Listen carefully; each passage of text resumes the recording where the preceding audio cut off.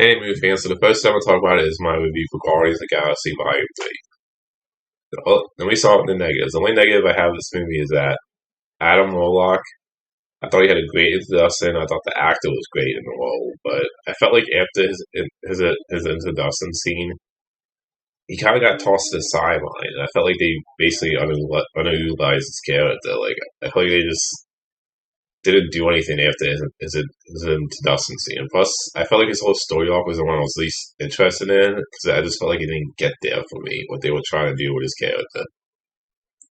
The pause with this movie, I thought this was a great end to this trilogy. Like I love the first Guardians of the Galaxy movie. I enjoyed two, but wasn't. I have some issues with the second one.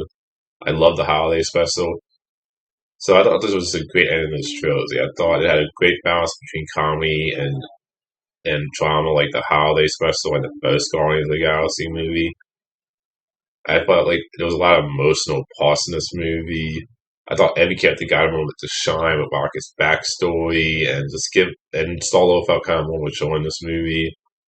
I love what they did with Drax tying back into him being a dad and Gamora's whole I love how they did Gamora's Starlo story in this too. And Nebula was great in this. Every character gets a moment to shine, which is what I love.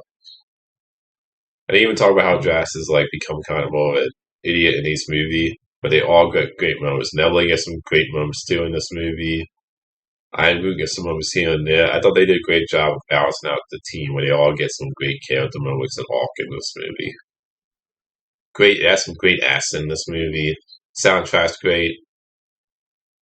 It definitely has a great balance, like I said, between comedy and drama, like the first movie. High Evolution, I thought was a great villain. He's my favorite villain in the trilogy. The reason I love him as a villain is that he's one of those villains that you love not because he's sympathetic, but because he believes in so strongly in what he's doing. And the stuff he does to Rocket and his other friends earlier in the movie. I'm just like, man, he does some disturbing stuff where he just really is great at playing like a creepy character who's definitely you can tell is loose in the head. Like I love him kind of the same way I love the Joker, honestly, where he's like one of those villains that you can't sympathize with, but he's great because he's just so evil and disturbing and screwed up. But yeah, great, terrific end to this trilogy, and I would definitely say Guardians of the Galaxy is one of the better trilogies. I wouldn't call it one of the best trilogies because the second movie just kind of was disappointing for me. But James Gunn did a great job wrapping up this characters arcs. And I can definitely see why James Gunn wanted me back to do a new one and why this want to have this specific team with how the movie ends. But yeah, I highly recommend people check out Guardians of the Galaxy Volume 3 in theaters. Fantastic end to this trilogy. The next movie I want to talk about is Dungeons and Dragons Among Thieves. Now, I would say this, I never played the Dungeons and Dragons role playing game. And I actually watched the first three movies for the first time, the one released in theaters in 2000, and then they did two direct DVD sequels. And I can see why people want to say about this if you saw those three movies. The one that was released in theaters in 2000 was just one of the worst movies I ever watched. And the two direct DVD sequels were worse. I mean, they were direct to DVD, but those three movies definitely hurt the brand.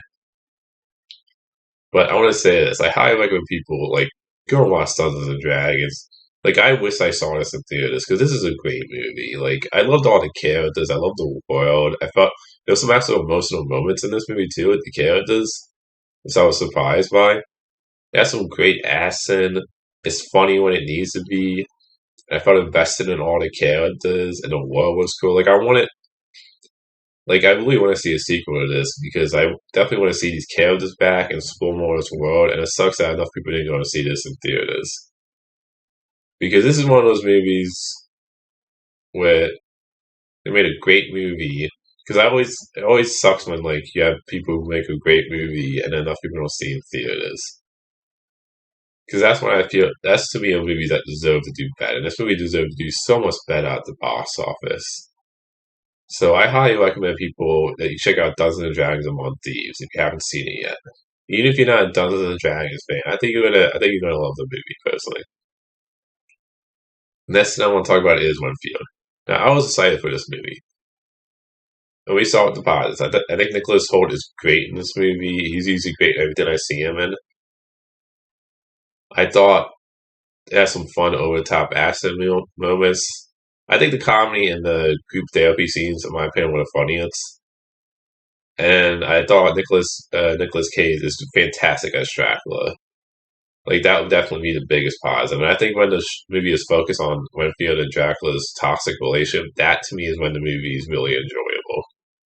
The negatives with this movie is Aquafina, who I loved in Crazy Rich Asians and in Shang-Chi. I thought she was great in those two movies, and I love those two movies, but I felt like she was miscast in this movie. Like I didn't buy her as like this badass cop who wanted revenge for dad dying by one of the mafia dudes.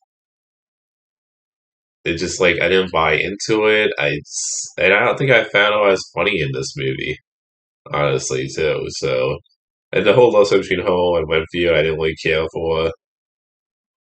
This movie felt like it was trying to be two movies. It felt like they were trying to make a movie about toxic relationships. Another one was about this mafia taking control of the town, and you have like dirty cops. I was like, I've seen that story done a million times. I've seen it done better. Like I didn't care for it. I wasn't invested in it. And the one mafia guy that killed his dad, and the guy who does the voice of Sonic in the Sonic movies, the live action movies, I found his character to be kind of just annoying. Like he wasn't funny to me; he was just annoying. And overall, I just didn't care for the whole mafia stuff in this movie. I was like, it felt like they had two scripts, and they were like, yeah, they were trying to combine the scripts. So I just didn't care for half of the movie. And I also felt like, even though Nicolas Cage is great as Dracula, I felt like he's not in this movie enough. So overall though, I enjoyed the movie. It's not a great movie, but I will check. I would recommend Renfield if you're looking for a fun movie. It's not going to end up being one of my favorite movies, but I was entertained enough by the movie. The next movie I'll talk about is a post Exorcist. And I was excited for this based on the trailer, and I think this is Russell Crowe's first horror movie. So I don't think I've ever seen him in a horror movie before this. At least all the positives, and this is the only one. Russell Crowe, I think, is the best part of this movie. I think he plays a fun character, and the one like they try to do little things to change up the formula of Exorcist movies here and there. But Russell Crowe to me is the one thing where I'm like, okay, you know what? I like the fact he gave his priest a sense of humor, which he haven't because usually in Exorcist movies, priests are really serious. I do like the fact that he gave his character a bit of a sense of humor where he was cracking jokes at times.